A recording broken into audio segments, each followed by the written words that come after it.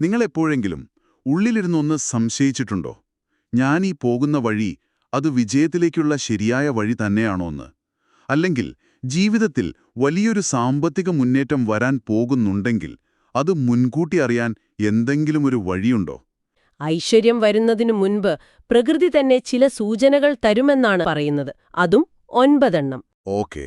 അപ്പം നമ്മുടെ ഇന്നത്തെ മിഷൻ ക്ലിയർ ആണ്. ഈ 9 സൂചനകൾ എന്തൊക്കെയാണെന്ന് പരിശോധിക്കണം. ഇത് വെറുതെ എന്താ പറയുക, ഭാഗ്യപരീക്ഷണങ്ങളെക്കുറിച്ചുള്ള ഒരു ചർച്ചയല്ല, മറിച്ച് നമ്മുടെ സ്വഭാവത്തിലും ചിന്തകളിലും പ്രവൃത്തികളിലുമൊക്കെ വരുന്ന ചില അടിസ്ഥാനപരമായ മാറ്റങ്ങളെക്കുറിച്ചാണ്, അല്ലേ? ഈ മാറ്റങ്ങൾ നിങ്ങളുടെ ജീവിതത്തിൽ വന്നു തുടങ്ങിയിട്ടുണ്ടോ എന്ന് സ്വയം നോക്കാനുള്ള ഒരു അവസരം കൂടിയാണിത്. നമുക്ക് ഈ 9 ലക്ഷണങ്ങളെ ഒരു എളുപ്പത്തിനു വേണ്ടി 3 ആയിട്ട് തിരിക്കാം. ആദ്യം നമ്മുടെ ഉള്ളിൽ, അതായത് നമ്മുടെ ചിന്താരീതിയിൽ വരുന്ന മാറ്റങ്ങൾ, പിന്നെ നമ്മുടെ പ്രവൃത്തികളിലും ശീലങ്ങളിലും വരുന്ന മാറ്റങ്ങൾ, അവസാനമായിട്ട് നമ്മുടെ ചുറ്റുപാടുകളിലും ബന്ധങ്ങളിലും പ്രതിഫലിക്കുന്ന മാറ്റങ്ങൾ. ഇതിലെ ഒന്നാമത്തെ ലക്ഷണം കേട്ടപ്പോൾ തന്നെ എനിക്കൊരു കൗതുകം തോന്നി. അസാധാരണമായ ശാന്തത. അതായത് പണ്ട് നമ്മളെ ഒരുപാട് ദേഷ്യം പിടിപ്പിച്ചിരുന്ന ചെറിയ കാര്യങ്ങൾ പോലും ഇപ്പോൾ അത്രയങ്ങ് ഏശുന്നില്ല എന്നൊരു തോന്നല്. ആരെങ്കിലും ഒന്ന് വിമർശിച്ചാൽ പണ്ടത്തെ പോലെ തർക്കിക്കാൻ പോകാതെ ഒരു പുഞ്ചിരിയോടെ ഒഴിഞ്ഞുമാറാൻ കഴിയുന്നൊരു അവസ്ഥ. ഇത് ശരിക്കും ഒരുതരം നിസ്സംഗതയല്ല, മറിച്ച് ഇതിനെയാണ് ആധുനിക മനഃശാസ്ത്രം ഇമോഷണൽ മെച്യൂരിറ്റി അല്ലെങ്കിൽ വൈകാരിക പക്വത എന്ന് പറയുന്നത്. ചാണക്യൻ പറയുന്നൊരു കാര്യമുണ്ട്: ഇന്ദ്രിയങ്ങളെയും വികാരങ്ങളെയും ജയിക്കുന്നവനാണ് യഥാർത്ഥ വിജയിയെന്ന്. ഒന്നാലോചിച്ചു നോക്കൂ. മനസ്സ് ഒരു കൊടുങ്കാറ്റ് പിടിച്ച കടലുപോലെ ഇങ്ങനെ അലയടിക്കുമ്പോൾ നമുക്ക് ശരിയായ തീരുമാനങ്ങൾ എടുക്കാൻ പറ്റുമോ? പറ്റില്ല. എന്നാൽ മനസ്സ് ശാന്തമാകുമ്പോൾ നമ്മുടെ ചിന്തകൾക്കൊരു വ്യക്തത വരും. വലിയ ഉത്തരവാദിത്വങ്ങളും സമ്പത്തും കൈകാര്യം ചെയ്യാനുള്ള ആദ്യത്തെ യോഗ്യത ഈ മാനസികമായ ശാന്തതയാണ്. പ്രതിസന്ധികളിൽ പതറാതെ ഒരു കൂൾ മൈൻഡോടെ പരിഹാരം കാണാൻ കഴിയുന്ന ഒരാളിലേക്ക് സ്വാഭാവികമായും അവസരങ്ങൾ വരും. ശരിയാണ്. ആ ശാന്തത ഒരുതരം ഫൗണ്ടേഷൻ പോലെയാണല്ലേ? പക്ഷെ ആ ഫൗണ്ടേഷൻ ഇളകാൻ സാധ്യതയുള്ള ഒന്നാണ് പരാജയം.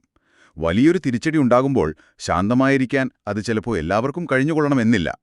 അപ്പോൾ പരാജയങ്ങളോടുള്ള നമ്മുടെ മനോഭാവത്തിൽ എന്ത് മാറ്റമാണ് വരേണ്ടത്? അതാണ് അടുത്ത പോയിന്റെന്ന് തോന്നുന്നു. ഔട്ട്ലൈൻ അനുസരിച്ച് ഇത് 5ാമത്തെ ലക്ഷണമാണ്. പക്ഷേ ശാന്തതയുമായി ഇതിന് നേരിട്ടൊരു ബന്ധമുണ്ട്. സാധാരണ തിരിച്ചടികൾ ഉണ്ടാകുമ്പോൾ നമ്മൾ ചോദിക്കുന്നത് എന്തുകൊണ്ട് എനിക്കിത് സംഭവിച്ചു എന്നായിരിക്കും. ഒരു ഇരയുടെ ചോദ്യം. അതെ. എന്നാൽ ഈ മാറ്റം വരുന്നതോടെ ആ ചോദ്യം ഇങ്ങനെയാകും: ഇതിൽ നിന്ന് എനിക്കെന്തു പഠിക്കാൻ കഴിയും? പരാജയം എന്നത് ഒരു അവസാനമല്ല, അതൊരു ഫീഡ്ബാക്ക് മാത്രമാണ്, വഴിയിലെ ഒരു സൈൻ ബോർഡ് പോലെ. നന്ദരാജവംശത്താൽ അപമാനിക്കപ്പെട്ടപ്പോൾ ചാണക്യൻ തളർന്നിരുന്നില്ല. ആ അപമാനത്തെ അദ്ദേഹം തന്റെ ലക്ഷ്യത്തിലേക്കുള്ള ഏറ്റവും വലിയ ഊർജമാക്കി മാറ്റി. പരാജയത്തെ ഒരു പാഠപുസ്തകമായി കാണാൻ തുടങ്ങുന്ന ആ നിമിഷം പിന്നെ നിങ്ങളെ തളർത്താൻ ഒന്നിനും കഴിയില്ല. പരാജയങ്ങളിൽ നിന്ന് പഠിക്കുക എന്നത് നമ്മൾ ഒരുപാട് കേട്ടിട്ടുള്ള കാര്യമാണ്. പക്ഷേ അതിനൊരു മറുവശമില്ലേ? തുടർച്ചയായി പരാജയപ്പെടുമ്പോൾ പലരും സ്വയം പഴിക്കാൻ തുടങ്ങും, അല്ലെങ്കിൽ സാഹചര്യങ്ങളെ പഴിക്കാൻ തുടങ്ങും. എന്റെ വിധി ഇതാണ് എന്നൊക്കെ ചിന്തിക്കുന്ന ഒരുപാട് പേരെ നമുക്കറിയില്ലേ? അതെ, അവിടെയാണ് 8ാമത്തെ ലക്ഷണത്തിന്റെ പ്രസക്തി. പരാതികൾ പൂർണ്ണമായി അവസാനിക്കുന്ന അവസ്ഥ. നിങ്ങളുടെ ഇപ്പോഴത്തെ അവസ്ഥയുടെ 100% ഉത്തരവാദിത്വം നിങ്ങൾ സ്വയം ഏറ്റെടുക്കുന്ന ഒരു ഘട്ടം. സാഹചര്യങ്ങളെയോ സർക്കാരിനെയോ വീട്ടുകാരെയോ വിധിയെയോ ഒന്നിനെയും കുറ്റപ്പെടുത്തുന്നത് നിർത്തുന്നു. ഇതിനെപ്പറ്റിയൊരു പുസ്തകം തന്നെ ഉണ്ടല്ലോ. ഉണ്ട്. അമേരിക്കൻ നേവി സീൽ കമാൻഡറായിരുന്ന ജോക്കോ വിൽക്കിൻസിന്റെ എക്സ്ട്രീം ഓണർഷിപ്പ്. ഒരു യുദ്ധത്തിൽ ടീം പരാജയപ്പെട്ടാൽ അതിന്റെ ഫുൾ റെസ്പോൺസിബിലിറ്റി ലീഡർ ഏറ്റെടുക്കണം. കാരണം ടീമിന് ശരിയായ പരിശീലനം നൽകാത്തതും കൃത്യമായ പ്ലാൻ തയ്യാറാക്കാത്തതും ലീഡറുടെ വീഴ്ചയാണ്. അതുപോലെ നമ്മുടെ ജീവിതത്തിന്റെ ലീഡർ നമ്മളാണ്. മനുഷ്യൻ സ്വന്തം ഭാഗ്യത്തിന്റെ ശില്പിയാണ് എന്ന് ചാണക്യൻ പറഞ്ഞത് ഇതേ ആശയമാണ്. നിങ്ങളൊരു ഇരയാണെന്ന ചിന്തയിൽ നിന്നു മാറി നിങ്ങളുടെ ജീവിതം സൃഷ്ടിക്കുന്ന ഒരു ക്രിയേറ്ററാണെന്ന അവസ്ഥയിലേക്ക് മാറുമ്പോഴാണ് യഥാർത്ഥ മാറ്റം തുടങ്ങുന്നത്. കറക്റ്റ്. ആന്തരികമായ മാറ്റങ്ങൾ സ്വാഭാവികമായും പ്രവൃത്തികളിൽ പ്രതിഫലിക്കുമല്ലോ. അതിൽ 2ാമത്തെ ലക്ഷണമായി പറയുന്നത് സമയത്തെ നമ്മൾ കാണുന്ന രീതിയിലുള്ളൊരു വിപ്ലവമാണ്. വെറുതെ സോഷ്യൽ മീഡിയയിൽ സ്ക്രോൾ ചെയ്തും ഗോസിപ്പ് പറഞ്ഞും സമയം കൊല്ലുന്ന ശീലം ഇല്ലാതാകുന്നു. ഓരോ നിമിഷത്തിനും വിലയുണ്ടെന്നൊരു തോന്നൽ വരുന്നു. അതെ, ഉത്തരവാദിത്വം ഏറ്റെടുത്ത ഒരാൾക്ക് പിന്നെ സമയം വെറുതെ കളയാൻ കഴിയില്ല. കാരണം അവരുടെ ഏറ്റവും വലിയ മൂലധനം സമയമാണെന്ന് അവർ തിരിച്ചറിയുന്നു. വാറൻ ബഫറ്റ് പറഞ്ഞിട്ടുണ്ട്, എനിക്ക് ലോകത്തിലെ എന്തും പണം കൊടുത്തു വാങ്ങാൻ കഴിഞ്ഞേക്കും, പക്ഷെ സമയം വാങ്ങാൻ കഴിയില്ലാന്ന്. സമയം പണത്തേക്കാൾ വിലപ്പെട്ടതാണെന്ന ബോധ്യം മനസ്സിൽ ആഴത്തിൽ പതിയുന്ന ആ നിമിഷം ദാരിദ്ര്യം നിങ്ങളിൽ നിന്ന് അകന്നു തുടങ്ങുമെന്നാണ് ചാണക്യൻ പറയുന്നത്. കഴിഞ്ഞുപോയതിനെക്കുറിച്ച് ദുഃഖിക്കുകയോ വരാനിരിക്കുന്നതിനെക്കുറിച്ച് ഭയപ്പെടുകയോ ചെയ്യാതെ ഈ നിമിഷത്തെ എങ്ങനെ ഏറ്റവും മികച്ച രീതിയിൽ ഉപയോഗിക്കാമെന്ന് ചിന്തിക്കുന്നവനാണ് യഥാർത്ഥ ബുദ്ധിമാൻ. അപ്പോൾ സമയം വിലപ്പെട്ടതാണെന്ന് തിരിച്ചറിയുമ്പോൾ ആ സമയം എന്തിനു വേണ്ടി ഉപയോഗിക്കണം എന്ന ചോദ്യം വരും. അവിടെയാണ് നാലാമത്തെ ലക്ഷണമായ അറിവിനോടുള്ള അടങ്ങാത്ത ദാഹം കടന്നുവരുന്നത്. അനാവശ്യമായി സംസാരിക്കുന്നത് നിർത്തി മറ്റുള്ളവരെ കൂടുതൽ ശ്രദ്ധിച്ചു കേൾക്കാനും പുതിയ കാര്യങ്ങൾ പഠിക്കാനും പുസ്തകങ്ങൾ വായിക്കാനുമൊക്കെ ഒരു പ്രത്യേക താൽപ്പര്യം തോന്നുന്ന ഒരവസ്ഥ. തീർച്ചയായും. കാരണം സംസാരിക്കുമ്പോൾ നമുക്ക് ഓൾറെഡി അറിയാവുന്ന കാര്യങ്ങൾ നമ്മൾ ആവർത്തിക്കുകയാണ്. ശരിയാണ്. എന്നാൽ കേൾക്കുമ്പോൾ നമ്മൾ പുതിയ അറിവുകൾ നേടുകയാണ്. ഈ ലേണിംഗ് മൈൻഡ്സെറ്റാണ് ലോകത്തിലെ എല്ലാ വിജയികളായ മനുഷ്യരുടെയും അടിസ്ഥാനശില. ചാണക്യന്റെ അഭിപ്രായത്തിൽ വിദ്യയാണ് ആർക്കും മോഷ്ടിക്കാൻ കഴിയാത്ത ഏറ്റവും വലിയ ധരം. പുതിയ അറിവുകൾ നിങ്ങളുടെ ചിന്തകൾക്ക് മൂർച്ച കൂട്ടുന്നു. ആ മൂർച്ചയുള്ള ചിന്തകളാണ് അവസരങ്ങളെ മറ്റുള്ളവർ കാണുന്നതിനു മുൻപ് തിരിച്ചറിയാനും അത് കൃത്യമായി ഉപയോഗപ്പെടുത്താനും നിങ്ങളെ സഹായിക്കുന്നത്. അറിവ് വർദ്ധിക്കുന്നത് സമ്പത്ത് വർദ്ധിക്കുന്നതിന്റെ അടിത്തറ ഭാഗമാണ്. അപ്പോൾ നമ്മൾ സമയത്തെ വിലമതിക്കാൻ പഠിച്ചു, ആ സമയം അറിവ് നേടാനായി ഉപയോഗിച്ചു. പക്ഷെ ഇന്നത്തെ ലോകത്ത് ഒരുപാട് ഡിസ്ട്രാക്ഷൻസ് ഇല്ലേ? അറിവ് നേടാൻ ശ്രമിക്കുമ്പോൾ തന്നെ നൂറുകണക്കിന് കാര്യങ്ങൾ നമ്മുടെ ശ്രദ്ധ തിരിക്കും. അപ്പോൾ ഏകാഗ്രത എങ്ങനെ നിലനിർത്തും? അതാണോ ഏഴാമത്തെ ലക്ഷണം? അതെ, ഏകാഗ്രത, ഫോക്കസ്. ഒരു ലെൻസ് സൂര്യരശ്മികളെ ഒരു ബിന്ദുവിലേക്ക് കേന്ദ്രീകരിച്ച് തീപിടിപ്പിക്കുന്നതുപോലെ നിങ്ങളുടെ ഊർജം മുഴുവൻ പല കാര്യങ്ങളിലായി ചിതറിപ്പോകാതെ ഒരൊറ്റ പ്രധാന ലക്ഷ്യത്തിലേക്ക് കേന്ദ്രീകരിക്കാൻ കഴിയുന്നൊരവസ്ഥ. സ്വാമി വിവേകാനന്ദൻ പറഞ്ഞിട്ടുണ്ട്, ഒരു ആശയം തെരഞ്ഞെടുക്കുക, അതിനെ നിങ്ങളുടെ ജീവിതമാക്കുക, അതിനെക്കുറിച്ച് ചിന്തിക്കുക, അതിനെക്കുറിച്ച് സ്വപ്നം കാണുക. നിങ്ങളുടെ തലച്ചോറും പേശികളും ഞരമ്പുകളും ശരീരത്തിലെ ഓരോ ഭാഗവും ആ ആശയത്തിൽ നിറയട്ടെ. അതെ, അങ്ങനൊരു ലക്ഷ്യത്തിനു വേണ്ടി ഉറക്കവും വിശപ്പും പോലും മറന്ന് പ്രവർത്തിക്കാൻ തോന്നുമ്പോൾ വിജയം ഒരുപാട് അടുത്താണെന്നുറപ്പിക്കാം. ഒരേ സമയം 10 കാര്യങ്ങൾ ചെയ്യുന്നതിനേക്കാൾ ഏറ്റവും പ്രധാനപ്പെട്ട ഒരു കാര്യത്തിൽ പൂർണ്ണമായും മുഴുകുന്നവരാണ് അസാധാരണമായ ഫലങ്ങൾ സൃഷ്ടിക്കുന്നത്. അപ്പോൾ നമ്മുടെ ഉള്ളിലെ മാറ്റങ്ങൾ നമ്മുടെ പ്രവൃത്തികളെ സ്വാധീനിച്ചു. ഇനി ഈ മാറ്റങ്ങൾ നമ്മുടെ ചുറ്റുപാടുകളെയും ബന്ധങ്ങളെയും എങ്ങനെയാണ് ബാധിക്കുന്നത് എന്ന് നോക്കാം. അതിൽ മൂന്നാമത്തെ ലക്ഷണം വളരെ പ്രാക്ടിക്കലായിട്ടുള്ള ഒന്നാണ്.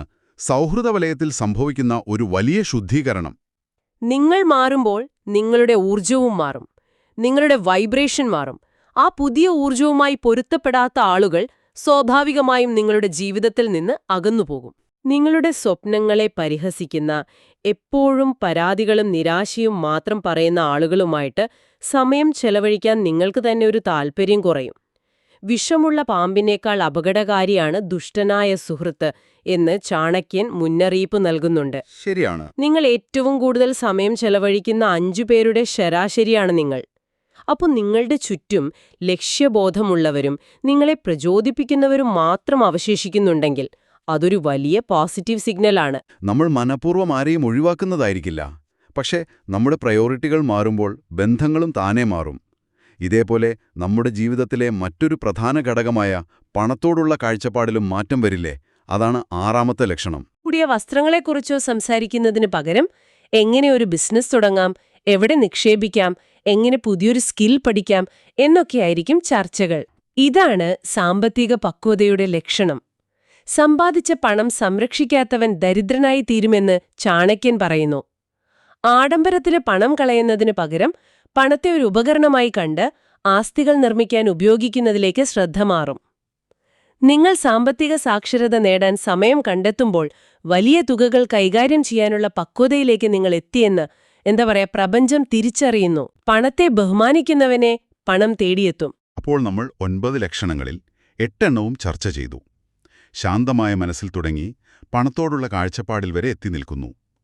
ഇതെല്ലാം ചേരുമ്പോൾ സ്വാഭാവികമായി സംഭവിക്കുന്ന ഒരു കാര്യമായിരിക്കണം 9ാമത്തെയും അവസാനത്തെയുമായ ലക്ഷണം. ഉൾവിളിയും ദീർഘവീക്ഷണവും. അതെ, ഇതെല്ലാം ഒരുമിച്ചു ചേരുമ്പോഴുള്ള ഒരു സ്വാഭാവിക ഫലമാണിത്. മനസ്സ് ശാന്തമാകുമ്പോൾ നിങ്ങൾക്ക് വ്യക്തമായി ചിന്തിക്കാൻ കഴിയുന്നു. നിങ്ങൾ നിരന്തരം പുതിയ അറിവുകൾ നേടുന്നു. നിങ്ങളുടെ ലക്ഷ്യം വ്യക്തമാണ്. അതിൽ നിങ്ങൾ പൂർണ്ണമായി ശ്രദ്ധ കേന്ദ്രീകരിക്കുന്നു. നിങ്ങളുടെ ചുറ്റും നിങ്ങളെ പിന്തുണയ്ക്കുന്ന ആളുകളുണ്ട്. ഈ അവസ്ഥയിൽ വരാനിരിക്കുന്ന മാറ്റങ്ങളെയും അവസരങ്ങളെയും മുൻകൂട്ടി കാണാനുള്ള ഒരു കഴിവ് നിങ്ങൾക്ക് കിട്ടും. അതിനെയാണ് നമ്മൾ ഉൾവിളി അഥവാ ഇൻറ്റ്യൂഷൻ എന്ന് പറയുന്നത്. അതൊരു മാജിക്കല്ല. ഇന്നത്തെ ചെറിയ ലാഭങ്ങൾക്ക് പകരം 5 or 10 വർഷം മുന്നോട്ട് നോക്കി തീരുമാനങ്ങളെടുക്കാൻ നിങ്ങൾക്ക് സാധിക്കുന്നു. ചാണക്യൻ എപ്പോഴും ദീർഘവീക്ഷണത്തോടെയാണ് കാര്യങ്ങൾ ആസൂത്രണം ചെയ്തിരുന്നത്. ആ ഒരു കഴിവ് നിങ്ങളിൽ വളരുന്നുണ്ടെങ്കിൽ നിങ്ങൾ വലിയൊരു സമൃദ്ധിയിലേക്കുള്ള അവസാന പടവുകളിലാണെന്ന് ഉറപ്പിക്കാം. എന്നാൽ ഈ ചർച്ചയിലെ ഏറ്റവും പ്രധാനപ്പെട്ട ആശയം ഇനി പറയാൻ പോകുന്നതാണ്. ഓക്കേ. ഈ ലക്ഷണങ്ങൾ നിങ്ങളുടെ ജീവിതത്തിൽ കാണുന്നുണ്ടെങ്കിൽ അത് വളരെ നല്ല കാര്യമാണ്. പക്ഷേ ഈ ലക്ഷണങ്ങൾ മാത്രം മതിയാവില്ല. ചാണക്യൻ എപ്പോഴും ഓർമ്മിപ്പിക്കുന്നൊരു കാര്യമുണ്ട്: കർമ്മം, അതായത് പ്രവൃത്തി. കയ്യിൽ ലോകത്തിലെ ഏറ്റവും മികച്ച വിത്തുണ്ടായതുകൊണ്ട് മാത്രം ഫലമുണ്ടാകില്ല. അത് കൃത്യസമയത്ത് മണ്ണിലിട്ട് വെള്ളവും വളവും നൽകി പരിപാലിക്കണം. ശരിയാണ്. അതുപോലെ ഈ ലക്ഷണങ്ങൾ നിങ്ങൾ ശരിയായ പാതയിലാണെന്ന പ്രപഞ്ചത്തിന്റെ ഒരു ഗ്രീൻ സിഗ്നൽ മാത്രമാണ്. ആ സിഗ്നൽ കണ്ട് കൂടുതൽ ആത്മവിശ്വാസത്തോടെ, കൂടുതൽ കഠിനാധ്വാനത്തോടെ നിങ്ങളുടെ ലക്ഷ്യത്തിലേക്ക് മുന്നോട്ടു പോകണം. ഐശ്വര്യമെന്നത് നിങ്ങളുടെ അധ്വാനത്തിന്റെ ഫലമായി വന്നു ചേരുന്നൊരു കിരീടമാണ്, അല്ലാതെ ലോട്ടറി അടിക്കുന്ന പോലെ ഒരു സംഭവമല്ല.